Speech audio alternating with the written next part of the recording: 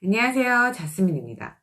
여러분들, 스트레스를 받으셨을 때, 애인과 헤어졌을 때, 배가 고프지도 않는데 뭔가 먹고 싶고, 먹어야만 겠고, 먹고 계시진 않으신가요? 이모셔널 이팅, 감정 식사. 굶어서 내 배가 진짜 고픈 게 아니고, 감정에 따른 내 머릿속, 마음속 가짜 배고픔을 채우기 위해 먹는 것을 말하는 건데요. 코로나 확진자가 아니고 확진자가 늘어나며 요즘 국내 매체에서도 이 감정 식사가 문제라며 감정 식사의 원인과 해결 방식에 대해 많이 다뤘는데요. 사실 감정 식사 자체는 그렇게 나쁜 게 아니죠. 내가 남자친구와 싸워서 기분이 모 같을 때, 초콜릿 한 개, 케이크 한 입 선에서 기분이 괜찮아지고 내 마음이 충족된다면 나쁠 게 없죠. 문제는 이 감정적 식사를 할 때 대부분 몸에 안 좋은 달고 짜고 맵고 이런 자극적인 음식이 땡기고 급하게 채워지길 원하고 또 먹어도 채워지지가 않습니다. 그래서 과식을 넘어 폭식으로까지 연결이 되고 거식증, 폭식증과 같은 이 식이장애로 연결될 확률이 엄청나죠. 먹는 것을 조절 못하는 다이어트를 평생 하고 있는 사람에게 우리는 넌 의지가 없는 거야 라고 말을 합니다. 하지만 감정 식사가 단순히 독하지 못해서 이 의지의 문제만이 아니고 그것보다 훨씬 더 복잡하고 여러 가지 이유가 있기 때문에 이 감정 식사를 하고 계신 분들은 그만둘 수가 없는데요. 그래서 오늘은 제니퍼 크롬버그의 Emotional Eating 5 Reasons You Can Stop, 감정적 식사를 멈출 수 없는 5가지 이유에 대해 얘기를 해볼까 합니다. 첫 번째, unawareness, 모르는 거죠. 배가 진짜 고프면 배고프니 먹어야겠다 라고 생각하고 음식을 찾죠. 근데 이 감정 식사를 할 때면 내가 왜 그리고 무엇을 먹고 있는지 알지 못하고 무심결에 먹을 때가 상당히 많습니다.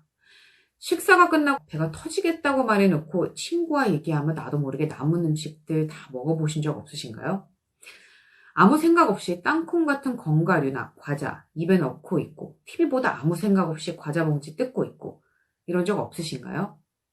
우리는 이렇게 무의식적으로 먹고 있는 습관이 들여져 있는데요.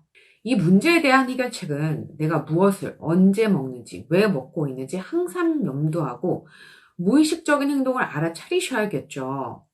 나도 모르게 땅콩에 손이 갈 때, 입 안으로 넣으려 할 때, 내가 배고파서 먹는 것인가? 라고 한번 생각하라는 거죠. 멈출 수 있는지 없는지는 다음 단계. 우선은 땅콩을 집었네? 왜 집었지? 배가 고픈가? 이렇게 생각을 해보시라는 거예요. 해외에서 잘 활용되고 최근에 국내에도 많이 소개된 마인드풀 이팅, 역시 식사를 하기 전부터 내 배가 진짜 고픈 건지 먹는 순간에는 이 음식의 색깔, 맛, 향, 촉감, 소리에 집중해서 내 오감을 깨워 먹고 있는 것을 최대한 자각하라는 건데요. 한번 검색해 보시고 실천해 보시는 거 추천드리고 이해가 잘 안 가시는 분들이 있다면 요청해 주시면 제가 따로 영상을 한번 준비할게요. 여러분들, 무의식적인 행동, 그리고 그 습관이 오래됐다면 그만큼 고치기 어렵죠. 초반부터 한 방에 고칠 생각은 아예 마시고요. 천천히 하나씩 한 번씩, 한두 번의 생각과 행동이 습관을 만들지만 또 그 습관을 변화시킬 수 있습니다. 자, 두 번째, food as you only pleasure. 음식이 당신의 유일한 기쁨일 때. 음식, 굉장히 큰 기쁨이죠. 실제로 음식 먹을 때 우리 기분을 조절하는 세로토닌, 도파민과 같은 호르몬이 뇌에서 분비가 됩니다.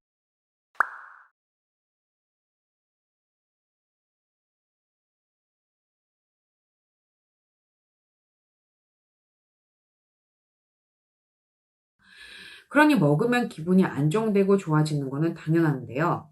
문제는 먹는 게 내 유일한 기쁨이 되면 안 되죠. 특히 이 오피오이드라는 물질, 이 코케인, 헤로인 등 여러 마약의 유효 성분인데요. 설탕, 지방과 같은 특정 음식은 우리 뇌의 내인성 오피오이드 분비를 촉진시킵니다. 그렇기 때문에 치킨, 피자, 도너츠, 케이크 이런 고탄수 고지방에 한 번 발들이면 빠져나올 수가 없는 건데요. 잘 생각해 보세요, 여러분. 단순히 그냥 음식이 맛있어서 중독되진 않습니다.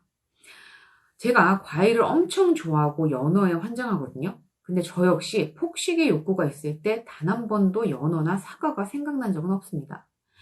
그리고 빵순이들, 특히 밀가루 자체에는 아예 이 외인성 오피오이드 물질이 있기 때문에 빵에 맛들리기 시작하면 답 없죠. 그래서 초콜릿 중독, 빵 중독 이런 말이 괜히 있는 게 아닙니다. 여러분, 정말로 음식에 잘못 습관을 들이면 마약을 끊는 것만큼 힘이 드는데요. 여기에다 먹는 게 내 유일한 기쁨이다. 뭐 할 말 없죠. 마약하는 사람이 재밌는 게 없어. 사는 낙이 없어. 뭐 좋아하는 친구도 없고 스포츠도 없고 뭐 아무것도 없어.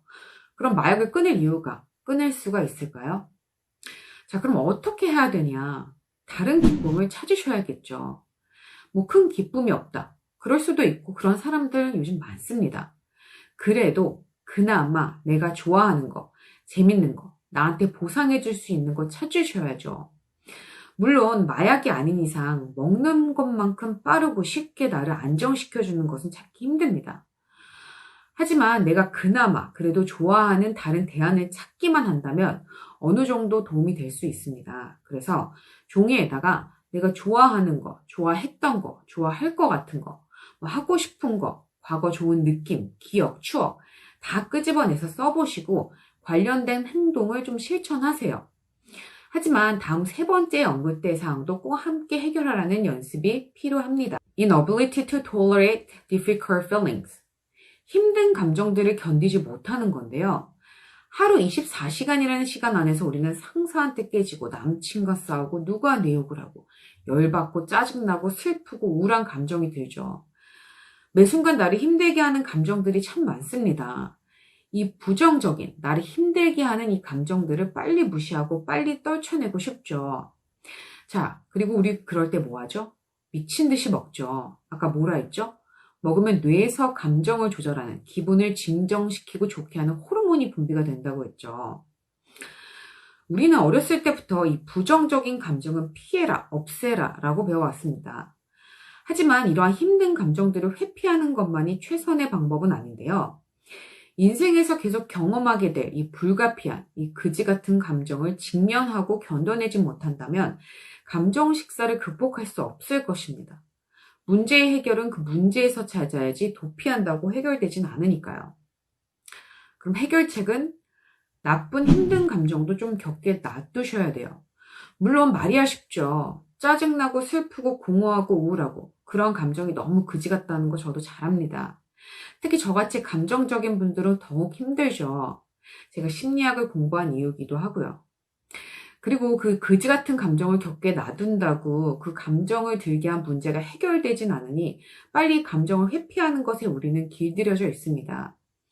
하지만 여러분들, 기쁜 감정도 지나가듯 슬프고 힘든 감정도 시간이 지나면 해결됩니다. 감정이니까.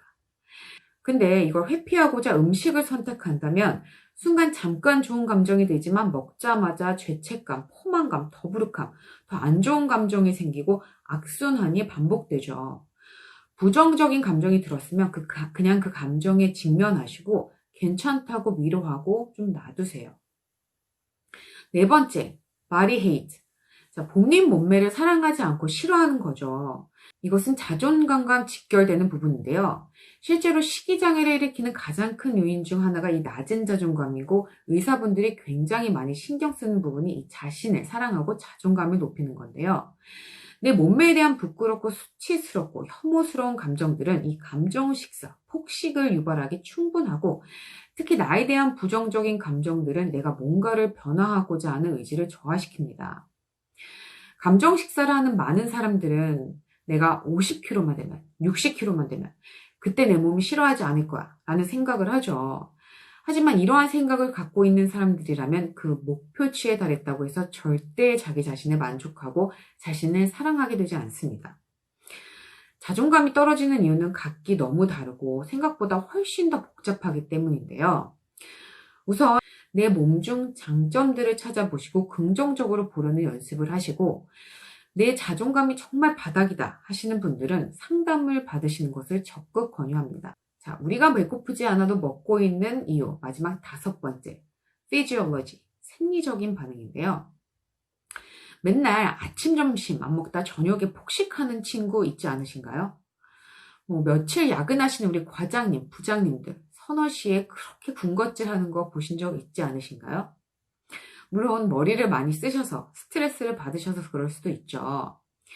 하지만 많은 연구에서 이 음식과 잠이 너무 부족할 때 우리 몸에서 식욕을 촉진하는 그렐린이라는 호르몬과 식욕을 억제하는 렙틴 호르몬에 이상이 생기게 되고, 그래서 감정식사, 이 폭식을 하게 된다는 것이 입증이 되었죠. 자, 그럼 어떻게 해야겠죠? 본질로 돌아와서 잘 먹고 잘 자야겠죠. 그냥 피자랑 햄버거 막 잘 때려 먹는 게 아니라 영양가 있는 음식으로 조금씩 자주. 10시간씩 때려 자라는 게 아니고요. 개인마다 약간의 차이는 있겠지만 평균 6, 7시간. 미친 듯이 바쁘게 사는데 이걸 어떻게 지키냐고요?